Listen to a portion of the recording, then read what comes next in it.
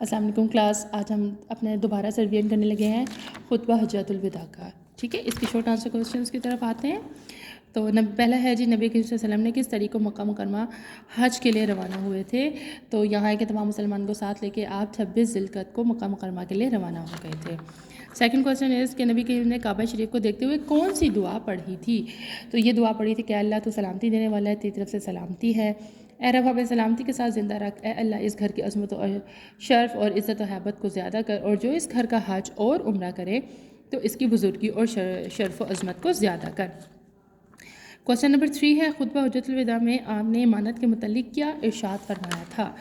تو یہاں اس کا کوسچن کا آنسر ہے کہ جس کے پاس کسی کی امانت ہو اسے چاہیے کہ وہ اپنے مالک کو لوٹا دے.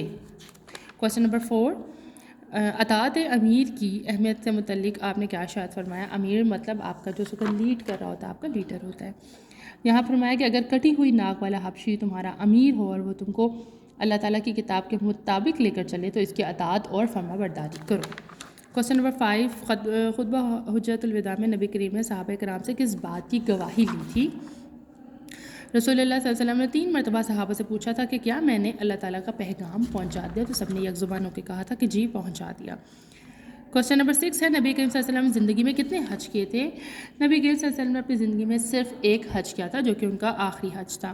میدان عرفات میں خطبہ سننے والوں کی تعداد کتنی تھی؟ میدان عرفات میں خطبہ سننے والوں کی تعداد تقریباً 1,44,000 تھی, 1,44,000. اب ہم اس کی MCQs کر لیتے ہیں. حجۃ الوداع ادا کیا گیا تھا ہجرت کے 10ویں سال. آپ صلی اللہ علیہ وسلم مسجد حرام میں داخل ہوئے چاشت کے وقت. خطبہ حجۃ الوداع سننے والے مسلمانوں کی تقریباً تعداد تھی 1,44,000. آپ نے خطبہ حجۃ الوداع میں ارشاد فرمایا تھا عرفات میں. آپ نے اپنی حیات طیبہ میں کتنے حج ادا کیے؟ تو آپ نے ایک حج ادا کیا تھا. آپ صلی اللہ علیہ وسلم یہ کالم میں ہے کہ 10 ہجری کو باقاعدہ حج کرنے کا ارادہ کیا تھا. اللہ کا دین تیزی سے فروغ پا رہا تھا. اے اللہ تو سلامتی دینے والا ہے اور تیری طرف سلامتی ہے. خطبہ حجۃ الوداع کی اہمیت و فضیلت آج بھی تسلیم شدہ ہے. 8 ذی الحجہ کو آپ صلی اللہ علیہ وسلم مکہ مکرمہ سے منع میں تشریف لائے تھے.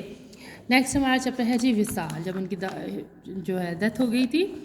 اس کی شارٹ آنسر کوسچنز میں ہم یہاں کرتے ہیں کہ جی رسول اللہ صلی اللہ علیہ وسلم نے علالت کے دوران مسجد نبوی میں کس نے نماز پڑھائی تھی؟ تو وہ حضرت ابوبکر صدیق تھے. طبیعت سنبھلنے کے بعد آپ کن 2 صحابہ کے سہارے پہنچے تھے, تشریف لائے تھے؟ تو ہم کون سے 2 صحابہ تھے؟ حضرت علی اور حضرت عباس کے سہارے جو ہے آپ مسجد میں تشریف لے کر آئے تھے. نیکسٹ کوسچن اس کہ نبی کریم صلی اللہ علیہ وسلم کے وصال کے بعد کے موقع پر صحابہ کرام کی کیا کیفیت تھی؟ تو بہت سارے جو صحابہ کرام تھے وہ تو اس چیز کو ایکسیپٹ ہی نہیں کرے تھے, انہوں نے اس چیز کو قبول ہی نہیں کیا تھا کہ آپ کی شہادت ہو گئی ہے, اور حضرت عمر جو ہیں وہ حجرے کے باہر تلوار لے کر کھڑے ہو گئے تھے. آپ صلی اللہ علیہ وسلم کا وصال کب ہوا اور آپ کی عمر مبارک کتنی تھی؟ تو آپ صلی اللہ علیہ وسلم کا وصال 12 ربیع اول 11 ہجری بروز سوموار کو پیش آیا. اس وقت آپ کی عمر 63 سال تھی.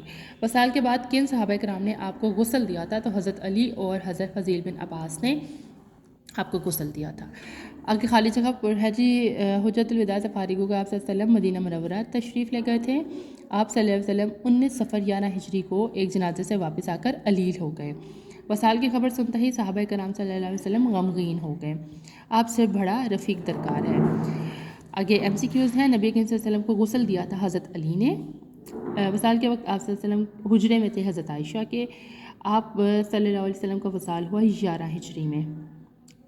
آپ صلی اللہ علیہ وسلم بیمار ہوئے صفر المظفر میں. وصال کے وقت امت مسلمہ کو سنبھالا تھا حضرت ابوبکر صدیق نے. اب آپ غور سے اپنی ویڈیو کو دیکھیے گا اور کائنڈلی اچھے سے ان ساری چیزوں کو یاد کیجیے گا. اللہ حافظ.